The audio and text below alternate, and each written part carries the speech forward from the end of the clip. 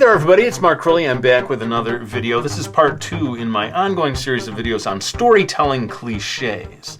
And I will link to the first one in the description. And what I did is I looked through the comment section of that previous video and selected 9 different comments. And only one of these will be from me this time.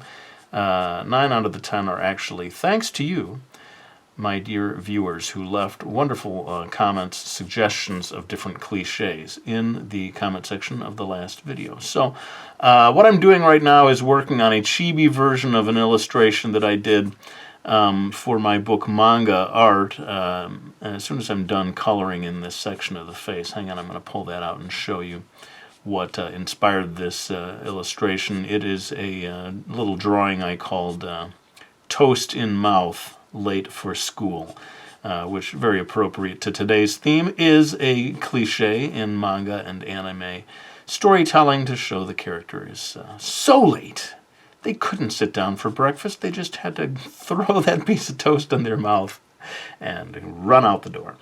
So hang on a second, let me show you those of you who are curious, which is to say 1 or 2 of you maybe.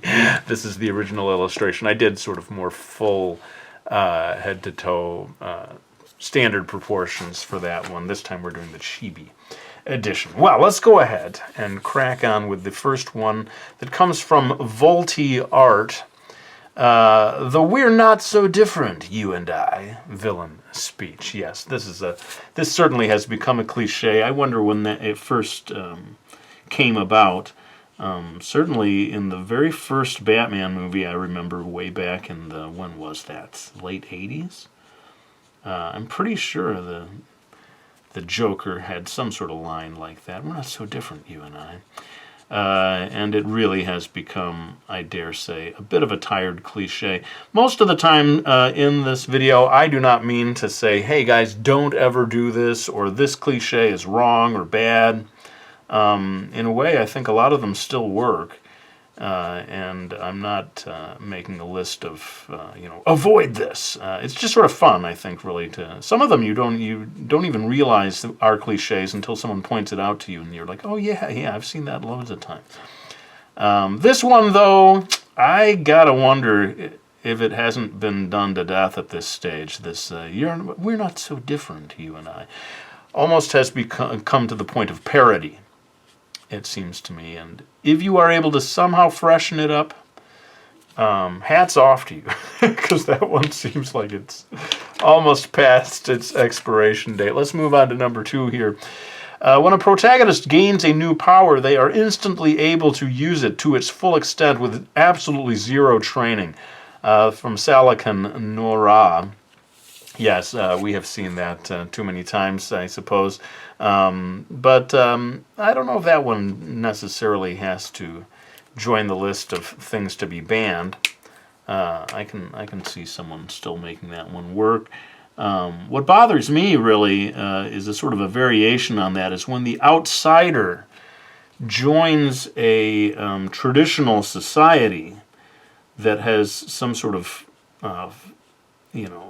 technique of warfare, and this newcomer outsider becomes the master of the technique that his culture didn't even create. And we see this in Avatar, the James Cameron film.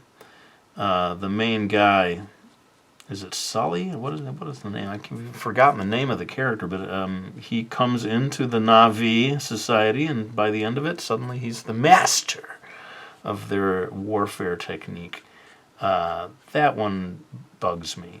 It doesn't seem to make sense that an outsider could become that good, and it's a little bit offensive almost to the culture that has spent all these years creating this type of warfare. Anyway, exercise caution, I would say, with that one if you're going to use it in your story.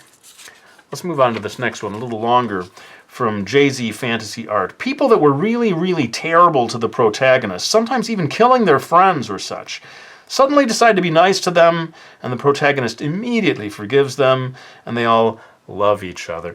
Yeah, this is certainly a cliche that we've seen. It's the sort of redemption of the bad guy, or of one of the people that seemed like they were a bad guy, and they flip around and join the side of the good guys, and all is forgiven, even if they've done absolutely despicable things earlier in the story.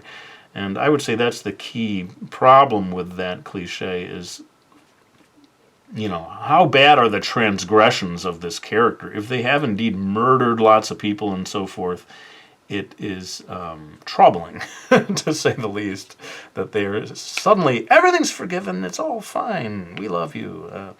That seems a little bit strange to me. Hang on, I'm going to get another darker marker to add some shading here. But yeah, to sort of finish up on that one, I think that could still be done well. I mean, you have a character like that joins, the side of the good guys for strategic reasons almost, and we end up with mixed feelings for them. Sort of a kind of grudging respect, but still very angry about the things that they did in the past. I've seen that kind of thing done well in a believable way. So let's carry on now to number 4, and this is a really interesting one to me, from Waffles Are Great. The wise master who has to die once they've taught the hero all they need to know. This one was interesting to me because this is an example of one of the cliches that I myself had not maybe noticed so much. But indeed, there does seem to be this pattern of the great wise master who is going to die at the end of the story. And I wonder why that is. Why do they have to die at the end of the story? Maybe it's the sort of idea of the passing of the torch, or it makes them seem even more noble and great. I mean, we go all the way back to the first Star Wars movie, and Obi-Wan Kenobi seems almost to sacrifice his own life as a means of inspiring Luke to take up the mantle and learn to be a Jedi. And of course it continues throughout Star Wars. Yoda has to die once he's taught. There's a lot of people dying in Star Wars after they have become wise. And if they're so wise, why are they dying? Anyway, thanks for pointing that one out, because I had not really noticed that as the cliche that it is. Again, I would say that one certainly still could be done well. And a lot of these things, they have become cliches because they are effective, because they work, It's the ones that are no longer effective, that no longer achieve what they are intended to achieve in terms of producing the desired emotion in the viewers or the readers. Those are the ones that I think are maybe ready to be retired. Or they, as I say, they've entered the realm of parody, and you're doing them in kind of comedy films, and we're all laughing at the cliche or the subversion of the cliche, or just sometimes just having it pointed out makes you laugh sometimes. All right, let's move on now to number 5. A supporting character says something unwittingly, which sparks the eureka moment in the main character's mind, but he won't let us know the answer until the final reveal. This one from Graphite 23. That's a great one, and in fact I think that's kind of 2 cliches in one. The first is that sort of a character happens by dumb luck to say something that triggers the eureka moment. I love that, and yeah, I wonder if I'm guilty of having used this one, to be honest. And my feeling is the explanation for why writers continue to do this is it's just more interesting. There's something interesting about the random statement producing this eureka moment. It's more interesting than just seeing the person think. You can't really show that, think really hard and find out the right answer. There's something more narratively satisfying about and I suppose in a way we wish that life could be that way, that some random comment that someone happens to make causes you to say, wait, what was that you just said? Wait, say that again.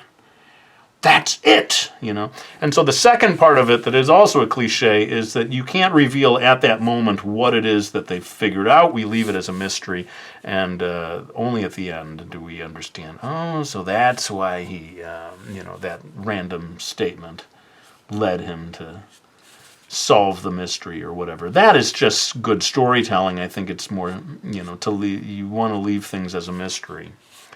And that happens with a lot of stuff, where we could reasonably expect the person to explain at that point, if it were real life, what it is that has solved the case for them or whatever.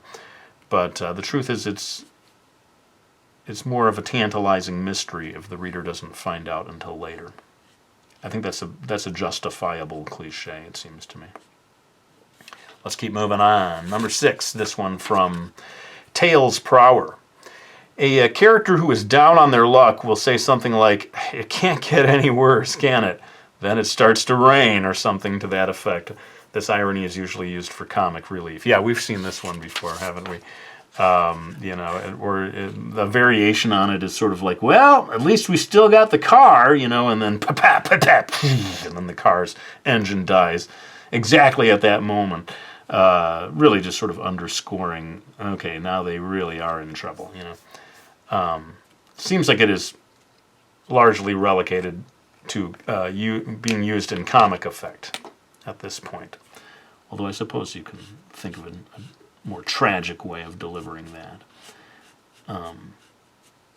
And I wonder if some of these things follow a pattern of initially having been used seriously and then shifting over to only being used for comical effect once they've been drained of their dramatic power in the dramatic realm. Well, you know what I think I'm going to do now is take a little break, because we've got 7, 8, 9, 10. We've got 4 more to go.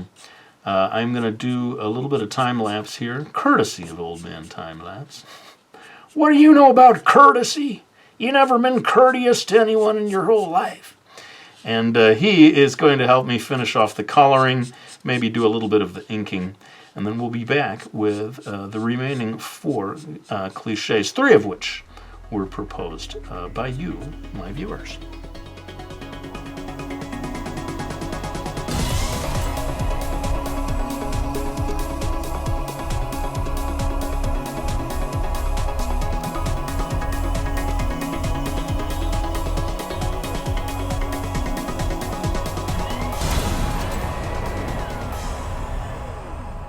All right, so we've got most of the inking done, and I've started to move in with a little bit of colored pencil to add a bit more depth to the shading. But let's go ahead now and move on to the remaining cliches. So wonderfully provided by my viewers. This one from Flame Monarch, number 7, turning on the TV to a news story that just happens to be breaking that very second about a plot-related thing. Yeah, we've been seeing this one for years, haven't we, where they're talking about something, and then suddenly the news is just exactly the news story that they need to hear at that moment. Now, I've noticed that what some screenwriters have done to get away from that is they'll have the news on from the beginning at a low volume, right? And then they'll have one of the characters is listening more carefully than the others and says, "Hey, everybody, quiet, quiet, listen to this," you know, and then they'll turn it up. And that seems much more believable. And I wonder if there aren't a number of these cliches that have reached that point where people have found a better way of doing it, or a more believable way of doing it, and thus they can get the same sort of bang for the buck that cliche provided, but they've found a way of doing it in a way that's a little less, you know, unbelievable. Let's move on now to number 8. This one from Quangi. When the cast of main characters are so close to defeating the main antagonist, but one character screws it up by acting on their feelings. This is an interesting one, and maybe I didn't notice that one so much until it was pointed out by way of this comment. But yeah, you do see that a lot, and as I thought about it, I wondered if the real purpose of it is partially to show the humanity of the good guys, to show that the good guys are better than the bad guys, that they have not lost their humanity, and that they are still in, the feelings, their feelings still matter to them, and they take the high road in a way, whereas the villain would not hesitate to just ignore or not even have those feelings. You know what I mean? I think it's to demonstrate, but also it provides the viewer with that sort of, oh man, they were so close. And for some reason that certain things seem irritating, but they also, there's a certain pleasure, or it builds to the satisfaction when they finally do defeat them later on, I think is maybe part of what's going on there. It'll be interesting to see if people have varying levels of irritation with different cliches. That one doesn't bother me so much, I gotta say. Let's move on to number 9. We're getting very close to the end here. My favorite cliche is the ghost in the mirror bathroom mirror / cabinet scene. We all know when the cabinet closes there will be a face behind the person, and yet it gets me all the time. This one from Philip J. Fry. Yes, that has become kind of a visual movie cliche, certainly done in horror films as a shocker, although as Philip sort of suggests, it's not such a shocker anymore. We've been trained, haven't we, to expect it almost. Oh, the when he shuts the mirror, it's going to reveal something to us. It's probably also been done in comedies, not so much to horrify as to make you laugh when you realize that someone is there or has been there the whole time, or has returned earlier than we thought, or something like that. Yeah, definitely that's one that, with all these things, it's just good to be aware that it's a cliche, and then you can decide whether you're going to use it anyway, or try to, do it in some fresh way or whatever. And now we come to the last one from a very mysterious commenter by the name of Krills McKrilldog. Indeed, this is the one that I threw into the mix. Number 10. When two characters are leaning in for an incredibly romantic first kiss at any point other than the very end of the story, they will be interrupted at the last possible moment, preventing the kiss from taking place. Yeah, I think we've all seen that so many times, and it has to do with the location of the scene, really. To me, it is a little bit aggravating. It's like, here it comes. Something's, the phone's going to ring. Someone's going to burst in. Something stops them from having that kiss. And maybe almost at the stage of being unintentionally comedic. But I suppose that's another one of those things where it builds the satisfaction at the end of the story when they finally do get to have the kiss. It's that much more satisfying because you saw them having been denied it the first time around. And that kind of brings us to the end of our video here today. Of course, it can't be done until I add the blushies. Are the blushies a cliche? In Mark Crilley YouTube videos, perhaps they have reached the point of being a cliche. But they still work, and that's why I keep adding them. That and the blushy police, who would have my hide if I didn't. Give me a moment. I'm going to go grab my books so that I can say thank you to anyone who has supported me by getting them, like Chibi, my book devoted entirely to the style of drawing you saw me doing today in this video, The Drawing Lesson, my graphic novel that teaches you how to draw, and my very latest book, The Two-Pencil Method. I really cannot say thank you enough to those of you who choose to support me by ordering any of these books. But before I go, I just want to suggest, hey, let's keep this going. If you think of any more cliches that have not been mentioned in this video or the last one, leave them in the comment section. I'll go through, read, and choose the ones that I think are best shared with others, and we'll do a part 3 video a month or two down the line. But let's go ahead and lay down this pen. I want to thank you all for watching this video. I really hope you enjoyed it, and I'll be back with another one real soon.